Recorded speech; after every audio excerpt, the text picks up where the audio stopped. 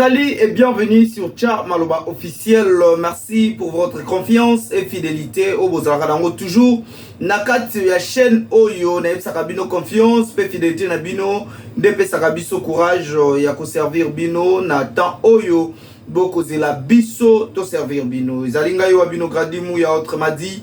Le fils de la promesse, toujours dans le cadre, il y a édition spéciale. Tu es bon ko présenter bino ezali bongo. Compte rendu à conseil de ministre et les cas qui bongo mokolo ya jeudi 16 mai 2024 awa na République démocratique du Congo na cité de l'Union africaine et segel boybake conseil de ministre yango et kumbamaki na mokonzi ya mboka Félix Antoine Tshisekedi Tshilombo batisela kaye beto muko antombolo pe na gouvernement sortant oyo ezali bongo ko kumbama na mona mboka Sama Lukonde donc bangonde bazalaki wana na conseil de ministre segeli susuboy ba été que conseil de ministre yango esalami mokolo ya jeudi parce que vendredi 17 mai ezali bongo journée fériée donc moyen misala esalama ezali te yango moni conseil de ministre esalami mokolo ya lelo jeudi 16 mai 2024 donc tokotike la bino bolanda compte rendu yango epesami bongo na ministre ya communication et médias Patrick Mouyaya donc yende a pesi compte rendu yango donc bolanda bino moko TV zali radio te et puis ngai na bino tukutani prochainement toujours dans la même chaîne Tcha Maloba officiel bobo sanate bo s'abonner bo partager bo aimer oyo tuzali ko proposer bino parce que na yango nde zali ko tali ça été bozali na biso ensemble. Alors moi je vous dis déjà portez-vous bien, au revoir, on se retrouve à très bientôt. C'est la 135e réunion du Conseil de ministres. Le président de la République, chef de l'État, Félix Antoine Tshisekedi Tshilombo, a présidé ce vendredi 16 mai 2024 à la Cité de l'Union africaine, la 135e réunion du Conseil de ministres. 4 points étaient inscrits à l'ordre du jour, à savoir 1. Communication du président de la République, chef de l'État. 2. Point d'information. 3. Approbation d'un relevé des décisions du Conseil de ministres. 4. Enfin, examen et adoption de textes. La communication du président de la République a porté essentiellement sur 3 points. Le premier, de l'attaque du camp des déplacés de Mugunga et des crimes de guerre du gouvernement rwandais dans la province du Nord. Alors qu'il s'indignait à Berlin et à Paris tout d'abord auprès du chancelier de la République fédérale d'Allemagne le 28 avril dernier, puis 2 jours plus tard du président de la République française de l'indifférence totale affichée par la communauté internationale vis-à-vis de l'agression dont nous faisons l'objet par l'Europe, et qu'il appelait par la même occasion à la condamnation de cette ignominie et à la prise de sanctions économiques contre le gouvernement rwandais et supplétif du M23, le président de la République a, avec une profonde tristesse, doublée de colère, le 3 mai 2024, l'effroyable nouvelle du bombardement du camp des déplacés de Mugunga en périphérie de la ville de Goma. Cet énième acte barbare à inscrire à l'actif du gouvernement rwandais, coupable au passage des nombreux crimes internationaux et imprescriptibles en République démocratique du Congo depuis près de 30 ans, est venu une nouvelle fois mettre à nu, autant que la prise de la cité minière de Rubaya, 2 jours plus tôt, l'essence prédatrice de cette aventure macabre qui n'a que trop duré. Aussi, elle met face à ses responsabilités, notamment celles consacrées par le principe de la responsabilité, de protéger et de la non-indifférence une communauté des nations beaucoup trop silencieuse face à la tragédie subie par les populations de l'Est de notre pays. Comme annoncé auprès de ses hôtes européens et au lendemain de l'inhumation de 35 âmes injustement arrachées à la vie lors de cette attaque, le gouvernement de la République démocratique du Congo ne ménagera aucun effort et ne lésinera point sur les moyens qui s'offrent à lui pour mettre un terme définitif à cette odieuse agression. À ces propos, le président de la République a rendu un vibrant hommage à nos vaillantes forces de défense et de sécurité, de même qu'à la population qui font face nuit et jour à l'activisme terroriste et criminel de la coalition rwandaise M23 avec une ferme détermination. Enfin, il a réitéré son appel à toutes les filles et tous les fils de notre nation à se dresser comme un seul homme face à nos agresseurs et au gouvernement, de poursuivre les efforts engagés dans le retour de la paix et de la sérénité dans cette partie du territoire national. 2. Du renforcement du capital démocratie par l'instauration d'activités de proximité. Le président de la République a rappelé que depuis 2006 et l'adoption de notre Constitution, le peuple congolais s'est distingué par son profond attachement à la démocratie, principe organisateur garantissant à chaque citoyen la possibilité de se choisir librement au moyen du vote et à des intervalles réguliers des représentants investis de la responsabilité de présider à la destinée d'une nation. Cet attachement s'est notamment ressenti le jour de la convocation des scrutins de décembre 2023, jour témoin de la forte mobilisation ainsi que de la détermination du peuple congolais à choisir ses élus.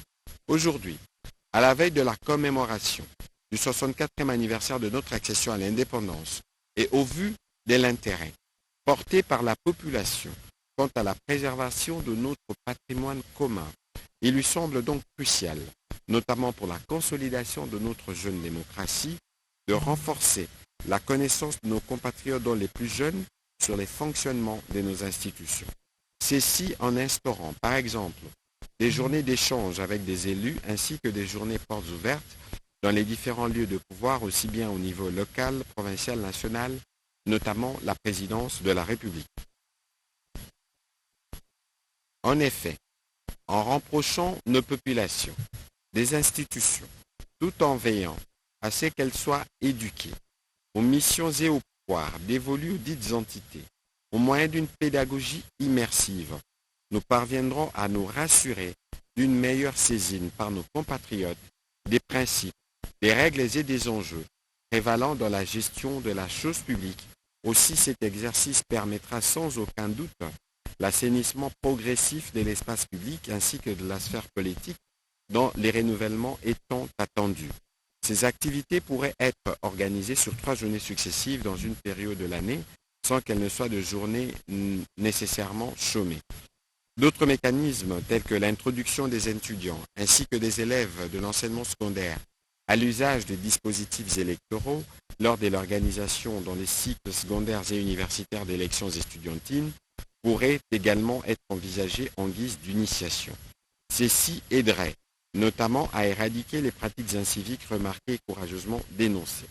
C'est pourquoi le président de la République a instruit les ministres ayant la culture et la nouvelle citoyenneté dans leurs attributions, sous la supervision du Premier ministre, d'ouvrir la réflexion suivant sa vision décrite ci haut.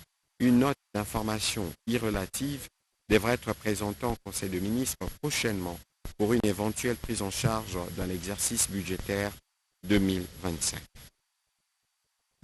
Le dernier point de la communication du président de la République a porté sur la nécessité de rendre effective la collecte de la redevance par les télédistributeurs au profit de la télévision nationale, la RTNC. Le président de la République a encouragé le gouvernement à continuer à capitaliser les atouts du numérique par la digitalisation pour l'optimisation de la collecte des recettes et la gestion des finances publiques. Des efforts substantiels dans ces domaines doivent davantage être déployés à tous les niveaux, surtout lorsque ces solutions sont disponibles et à portée de main. En effet, s'agissant particulièrement de la redevance due à la RTNC par les détenteurs d'appareils récepteurs d'émissions audiovisuelles, plus simplement dit le poste radio et des télévisions, la loi numéro 11/04 du 25 juin 2011 et ses mesures d'application spécifiques stipulées dans les arrêtés ministériels pris à cet effet prévoient que cette redevance soit incorporée dans la structure tarifaire des sociétés des télédistributions à raison d'un taux applicable de 10% sur les coûts des abonnements. Cependant, Ces dispositions légales et réglementaires régulièrement promulguées souffrent de non-application, alors que la télévision nationale dispose d'un partenaire qui a une solution technologique capable de s'interfacer avec les systèmes informatiques des sociétés de télédistribution afin de leur permettre de percevoir pour son compte les redevances qui lui sont dues et faciliter au service d'assiette un contrôle plus efficace des déclarations de ces entreprises qui réalisent des chiffres d'affaires très importants. Revenons sur l'importance d'encourager l'entrepreneuriat, notamment dans les secteurs du numérique. Le président de la République a insisté sur la nécessité de percevoir cette redevance créée dans le but de permettre à la télévision nationale d'être compétitive face à la concurrence et de jouer son rôle dans la consolidation de la démocratie, de la paix, de l'unité et de la formation de la conscience nationale. Au regard de cette noble mission et de ses multiples défis, il a précisé que ces animateurs doivent être accompagnés sans réserve dans leur volonté de doter à ces médias publics des moyens dont il a cruellement besoin pour accélérer son redressement et sa pérennité, car c'est notre bien commun. Enfin, le président de la République a chargé le gouvernement, à travers le ministre de la Communication et des Médias, de s'assurer que tous les télédistributeurs, sans exception, se soumettent sans délai aux prescrits de la loi et ses mesures d'application en cette matière. Un rapport circonstancié de l'entrée en vigueur effective de la loi et des mesures d'application précitées est attendu à la prochaine réunion du Conseil de ministres. Dans la suite de la communication du président de la République, le Premier ministre chef du gouvernement a axé son intervention sur quelques points, abordant notamment au premier point, au nom du gouvernement, il a tenu à saluer la mémoire de compatriotes fauchés à la suite des bombardements du camp des déplacés de Mugunga et qui ont été inhumés le 15 mai 2024 à Goma dans la dignité et dans un esprit de solidarité nationale.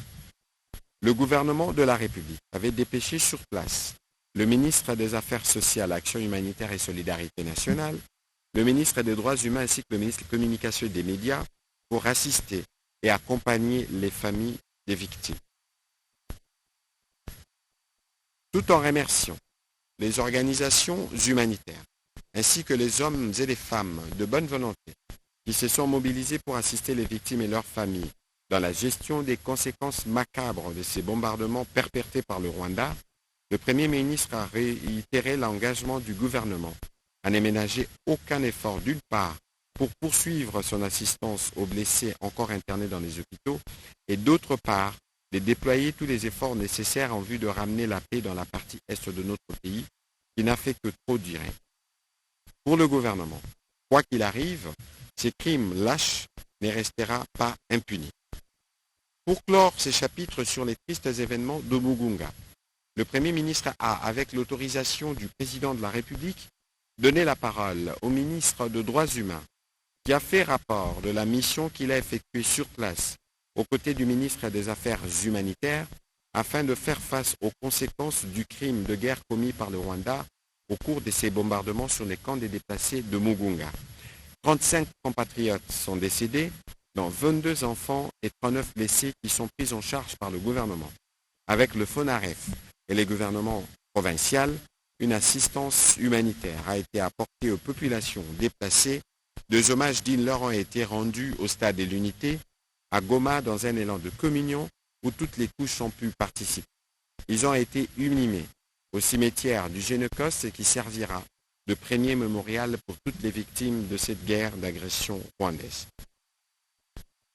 Le ministre des Droits humains a été complété par le ministre de la Communication et des Médias qui a rassuré que des dispositions ont été prises pour faire de cet événement un moment de communion nationale autour du président de la République. Une journée entière y a été consacrée sur la télévision nationale et un briefing spécial a été organisé à partir de Goma pour apporter plus d'éclairage sur l'intervention du gouvernement, mais aussi répondre à d'autres questions d'actualité.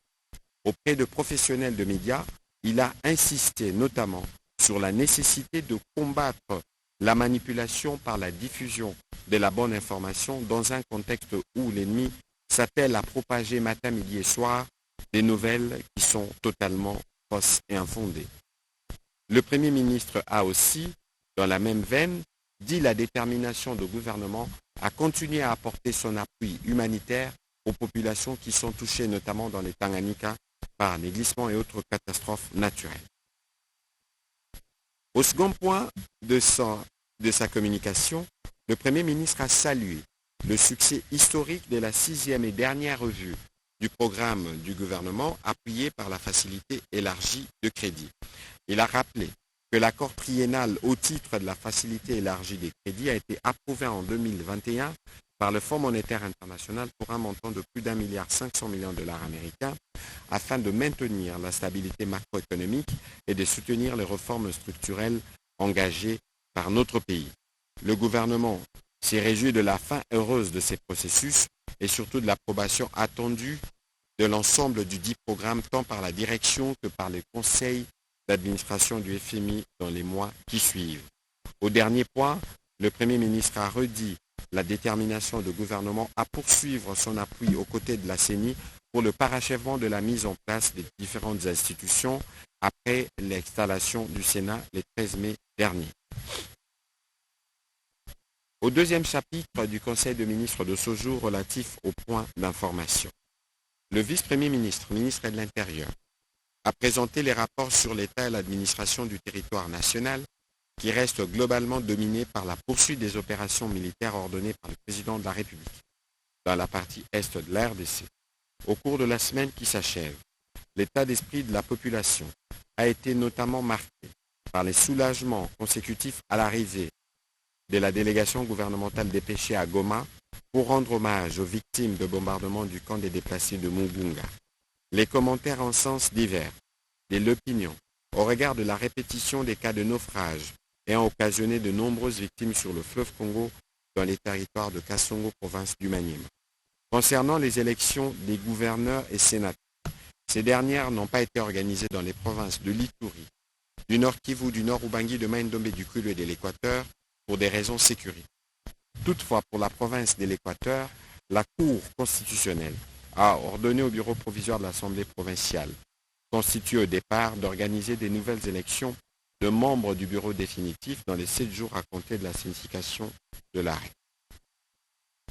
Sur un autre volet, le vice-premier ministre, ministre de l'Intérieur, a salué les résultats encourageants de l'opération de grande envergure dénommée Panthère Noire conduite par la Légion nationale Pire en appui aux unités territoriales. Plusieurs gangs criminels à Kinshasa continuent d'être démantelés et plus de 1000 délinquants ont été arrêtés et conduits vers le centre de Kanyama KCC. 200 autres ont été conférés devant les instances judiciaires en attendant la fixation de la date. Cependant, il a déploré les comportements de certains éléments incontrôlés, non incorporés plutôt dans l'opération Panthère Noire. Il a insisté sur la nécessité pour la police et toutes ses unités d'observer scrupuleusement les droits de l'homme dans leurs interventions. Le Premier ministre chef, le vice-premier ministre, ministre de l'Intérieur, est aussi revenu sur la situation des sinistres et des catastrophes.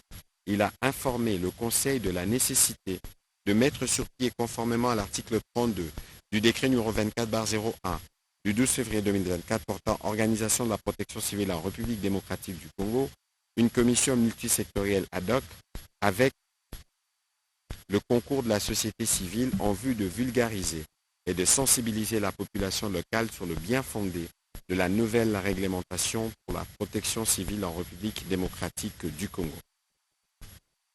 Toujours sur ces chapitres, pour sa part, le vice-premier ministre, ministre de la Défense nationale, est revenu sur la situation opérationnelle dans l'est de la RDC. Il a notamment annoncé l'offensive et la reprise par les forces armées de la République démocratique du Congo des positions occupées par l'armée rwandaise dans les localités de Vichumbi et de Kibirizi. Ces actions des forces armées de la République démocratique du Congo vont se renforcer davantage pour libérer toutes les autres parties occupées par l'ennemi. Dans les Nyiragongo, Rutshuru et Masisi, où ces ennemis multiplient des attaques, c'est là qui entraîne les déplacements massifs de population, des dispositions ont aussi été prises. À l'ouest, la situation demeure sous contrôle et marquée notamment par la poursuite du ratissage en profondeur des localités de Kingala et parking dans la province de Maïndombe en vue d'éradiquer un certain activisme qui revient avec certains Mobondo. Le vice-premier ministre et ministre de la Défense nationale a fait savoir au Conseil que les différentes zones de défense sont plus que déterminées à assurer la paix de nos populations et à préserver l'intégrité du territoire national. Évolution de la situation récente sur les marchés d'échange ainsi que de biens et services. Intervenant en tant qu'invité, la gouverneure de la Banque centrale du Congo a passé en revue les développements de la conjoncture économique du pays ainsi que les différentes perspectives. En effet, l'économie nationale est marquée par une stabilité sur les marchés d'échange durant la semaine sous examen, impliquant une légère décélération du rythme des formations des prix intérieurs. Par ailleurs, elle a informé le Conseil qu'à l'issue de la mission, au titre de la 6e et dernière revue du programme triennal appuyé par la facilité élargie des crédits FEC, les autorités congolaises et le Fonds monétaire international sont parvenus à un accord au niveau des services sur les politiques économiques et financières nécessaires à la conclusion de la dite revue. Toutefois, cet accord devrait recevoir une approbation du conseil d'administration du FMI lors de la réunion prévue au début du mois de juillet prochain et conduire à un décaissement de près de 152,3 millions de DTS au titre d'appui à la balance de paiement. En outre, les services du fonds ont également achevé la mission de consultation au titre de l'article 4. Il a été noté des résultats globalement positifs dans un contexte marqué par l'escalade du conflit dans l'est de la RDC. Elle a souligné que l'économie nationale devrait demeurer sur les sentiers d'une croissance forte alors que l'inflation est projetée à la baisse cette année par rapport à l'année 2023. Prenons en compte les facteurs de risques internes tels que les conséquences de l'inflation importée sur l'économie nationale et la persistance de la guerre dans la partie est du pays. La gouverneure de la Banque centrale a recommandé le respect des engagements pris dans le cadre du pacte de stabilité, lequel impose des restrictions strictes sur les financements monétaires, des déficits budgétaires, le maintien d'une surveillance étroite des indicateurs des liquidités bancaires et l'émission des titres de la dette publique uniquement en monnaie nationale. À cela s'ajoute la mise en œuvre accrue des politiques sectorielles visant à encourager la diversification de la production locale, la réduction de la dépendance en matières premières et la dynamisation de l'activité économique. Le Conseil a pris acte de cette note d'information. 2 notes d'information du secteur de l'enseignement primaire, secondaire et technique. Le ministre de l'EPS a présenté au Conseil 2 notes d'information portant respectivement sur les déroulements des épreuves de hors-session de l'examen d'État édition 2024 et sur l'état d'avancement de la passation de l'examen national de fin d'études professionnelles édition 2024. S'agissant du premier volet, il a indiqué qu'en exécution du calendrier scolaire 2023-2024, le ministre de l'EPST organise depuis le 6 jusqu'au 18 mai 2024 les épreuves hors session du jury national du cycle court de l'examen d'État édition 2024.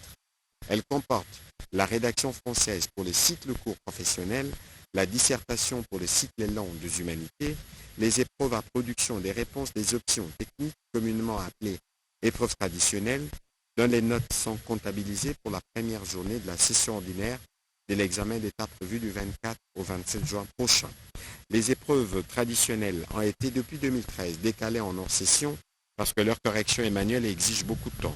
Ces décalages permettent de rendre les notes attribuées aux candidats des filières techniques disponibles avant l'organisation des épreuves à sélection de réponses connues sous l'appellation des questions à choix multiples. Complétée par la ministre de la Formation professionnelle et métiers, dans les seconds volets, cette dernière a tablé sur l'état d'avancement de la passation de l'examen national de fin d'études professionnelles édition 2024. Elle a souligné que les activités de cette session ont été lancées dernièrement en Mbuji-Mayi et connaissent une participation de 37 432 apprenants finalistes sur 63 002 inscrits, ce qui donne plutôt un accroissement de 400% par rapport à l'édition précédente.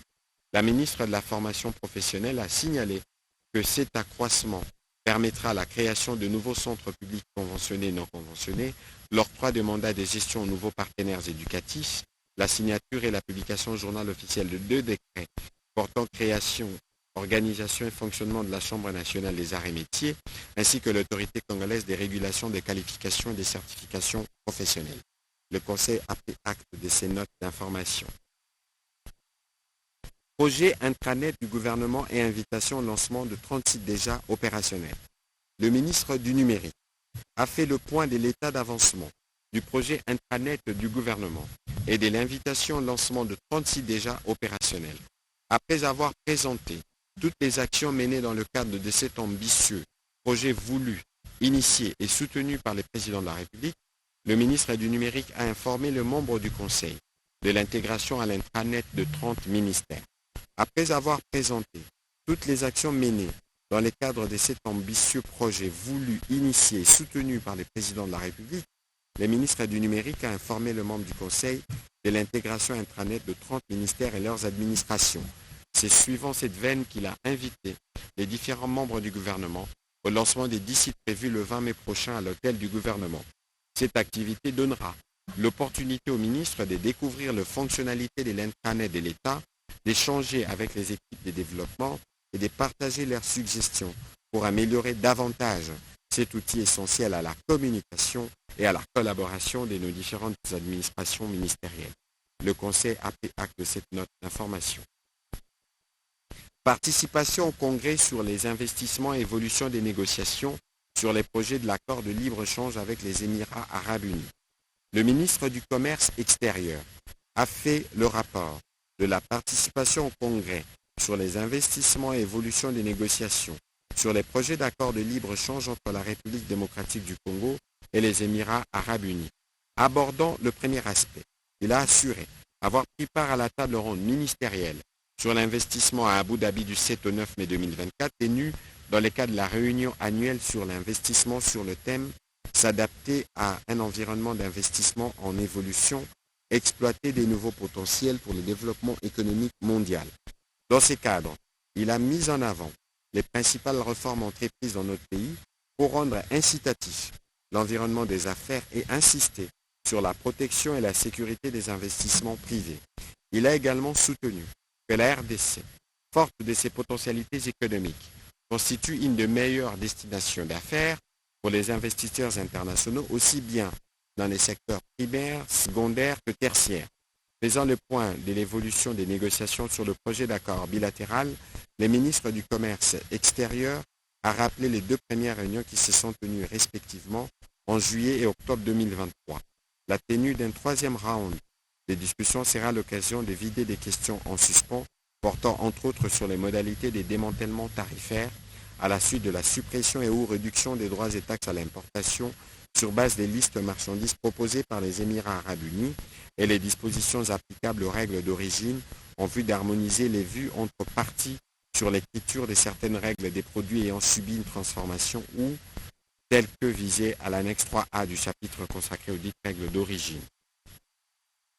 Le Conseil de ministres a pris acte de ces rapports. Rapport de l'invitation de notre pays à la 60e Biennale de Venise en Italie.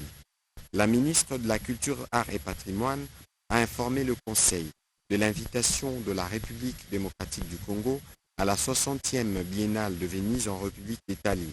Créée depuis plus de 120 ans, la Biennale de Venise, souvent qualifiée des Jeux olympiques du monde de l'art, est saluée comme le festival artistique et culturel les plus anciens et les plus influents du monde. Cette exposition mondiale d'art met en vedette 331 artistes du monde entier et se projette d'accueillir une multitude d'expositions et d'installations incontournables lors de l'événement biennal qui dure 8 mois, soit du 20 avril au 24 novembre 2024, a rappelé la ministre de la Culture, Arts et Patrimoine. C'est finalement à la 60e édition que la RDC a eu l'honneur et le privilège d'être invitée pour la première, et c'est grâce à la diplomatie agissante du président de la République qui a replacé le pays dans les concerts de nations et dont la dimension diplomatie culturelle a été au cœur des actions du ministère de la Culture, Arts et Patrimoine, dont les rôles a présenté une autre image de l'identité congolaise. Pour l'édition 2024, ici est de mentionner que les thèmes retenus est étrangers partout. Les festivités ont lieu dans plusieurs quartiers de Venise, parmi lesquels les Castello Giardini, qui abrite la partie principale de l'exposition, mais également un lieu dédié au pavillon des pays ayant participé aux éditions les plus anciennes de la Biennale, ainsi que les salles d'Arsenal et de Venise et les jardins des Biennales. Le Conseil a pris acte de ce rapport. Au troisième chapitre du Conseil de ministres de ce jour, relatif à l'approbation d'un relevé des décisions du Conseil de ministres, le Conseil de ministres a adopté le relevé des décisions prises lors de la 134e réunion ordinaire du Conseil de ministres du 3 mai 2024. Au dernier chapitre du Conseil de ministres de ce jour, relatif à l'examen et à l'adoption de textes, la ministre d'État, ministre de la Justice et garde-sceaux, a soumis au Conseil le projet d'ordonnance loi autorisant la prorogation de l'état de siège dans les provinces de l'Ituri et du Nord Kivu pour une période de 15 jours prenant cours le 27 mai 2024. Après débat et délibération, le Conseil a adopté ces projets d'ordonnance loi. Projet de décret fixant les procédures particulières des règlements des dépenses publiques et des paiements des dettes envers l'État, le ministre des Finances a soumis au Conseil les projets de décrets fixant les procédures particulières des règlements des dépenses publiques et des paiements des dettes envers l'État. Ces textes des 16 articles spécifient tour à tour l'objet, le champ d'application, les procédures des règlements des dépenses publiques en harmonie avec la loi anti-blanchiment de 2022, les sanctions contre les contrevenants et les dispositions transitoires. Il pose le principe des règlements des dépenses publiques par chèque nominatif, par mouvement interbancaire ou postal, par carte de paiement ou par tout autre instrument de paiement à partir de comptes bancaires ouverts au nom des ministères et institutions. Enfin, ces projets de décret organisent la procédure des règlements des dépenses publiques au niveau de la Banque centrale et des comptables publics assignataires des dépenses de ministères et des institutions. Il a été complété par les ministres d'État, ministres du Budget. Après débat et délibération, le Conseil a adopté ce projet de décret. Commencé à 15h39, la réunion du Conseil de ministres a pris fin à 19h19. Je vous remercie.